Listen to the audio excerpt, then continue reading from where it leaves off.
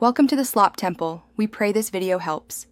You begin by preparing one email or phone you control because Microsoft uses it for verification. Enter that and create a strong, memorable password. Once entered, set recovery methods, an alternate email and phone so you can regain access fast. Make sure to enable two-step verification immediately. It prevents most account takeovers. As you complete each field, click Next and follow prompt screens to accept basic privacy settings, because those choices control what data Microsoft stores. After creating the account, sign in on your PC and phone so settings sync across devices.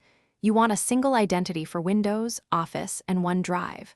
Once signed in, enable sync for themes, passwords, and autofill so your experience stays consistent.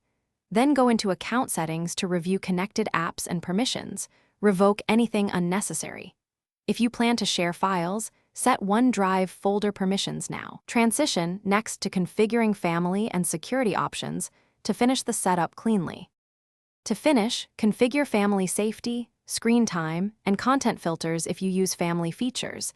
These protect minors and maintain control. Next, confirm recovery information and save backup codes to a secure location. This is essential if you lose access.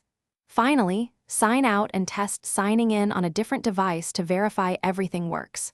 If something goes wrong, the key troubleshooting step is to use the recovery email or phone to initiate account recovery immediately.